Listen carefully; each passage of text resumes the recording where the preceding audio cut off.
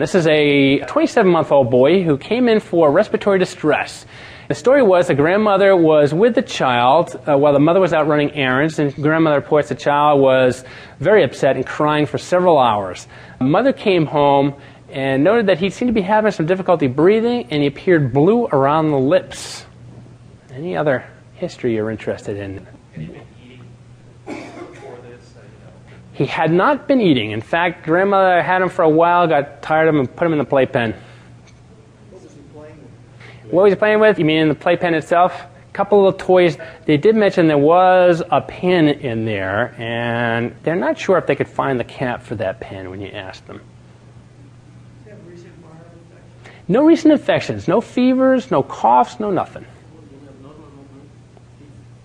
Abnormal movement of his chest. Mom said he seemed to be really struggling to breathe. He was having some retractions.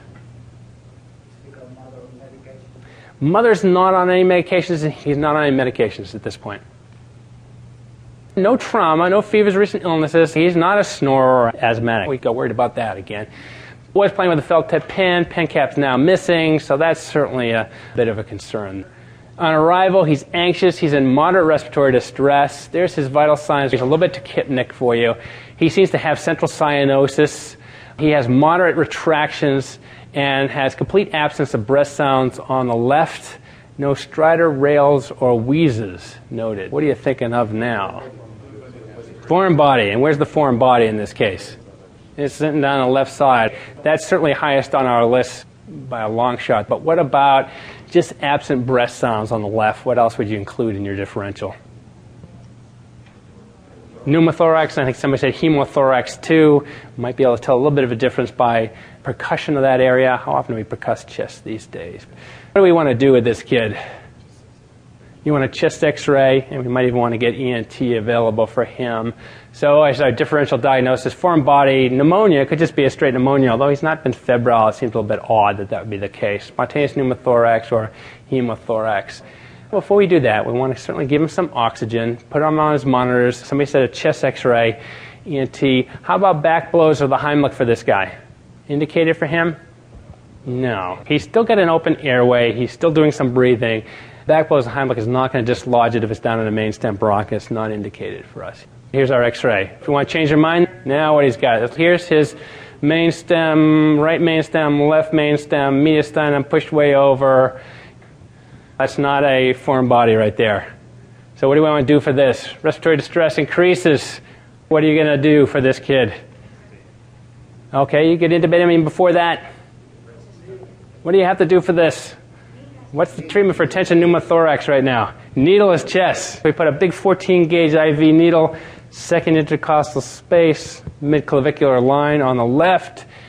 Needle thoracentesis was done. Here it is. No big whoosh of air. What's our next step for a pneumothorax? Put in a chest tube.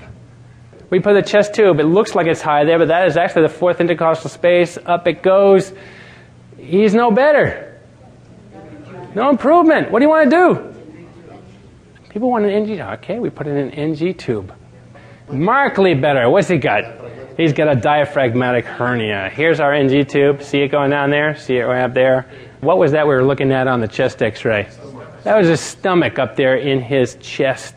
Exactly. This is a late presenting diaphragmatic hernia. Not too common, but we've seen a number of these. They are commonly mistaken for a tension pneumothorax or sometimes pneumonia if there's a lot of fluid in the stomach and it's up in that area. Obviously, that's what we mistook it for also. There happens to be a 20% incidence of viscous perforation with the chest tube placement because so many of these kids get this. In fact, at the same time, at another institution across town, they had almost an identical case, and they got a lot of relief from their chest tube, but they also got some stomach contents when they put the chest tube in. They actually did cause perforation, so we felt better that we didn't do that, at least.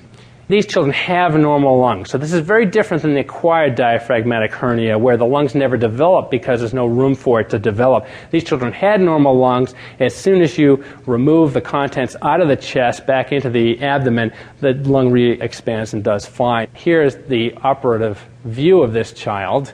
You can see that rent right there in the diaphragm that they've just finished sewing up. They pulled out the stomach, a fair amount of intestines, and the spleen was up in there too. Had to pull it all back down, so no wonder he was having difficulty with his breathing. Of course, many people pointed this out to us afterwards, the mistakes that we had made in this case. If you look at the x-ray, there is a few more clues here. This has a radio-opaque membrane that surrounds that area, and that would be the gastric wall right there. Next, the lucency does extend down below the diaphragm. Usually we should see a very sharp diaphragm if it's just a tension pneumothorax. Last, the lung with a tension pneumothorax is compressed towards the hilum. In this case, it's compressed outward here. Okay, I'm convinced that it wasn't a tension pneumothorax, but this is a D hernia. If you think about the likely course in this particular patient, he was crying, he swallowed a lot of air. Children will do that. Their stomach expands dramatically at times, causing increased intra-abdominal distension. Now, there was probably a weakness in this patient anyway, through which the area herniated. It finally just gave with that increased pressure, so there was probably a predisposition to this. We do see in other cases too, the most common has been abdominal trauma. A lap belt in the area can cause enough intra-abdominal pressure to force contents up through a rent in the diaphragm. Child abuse with a blow to the abdomen would be another route for that.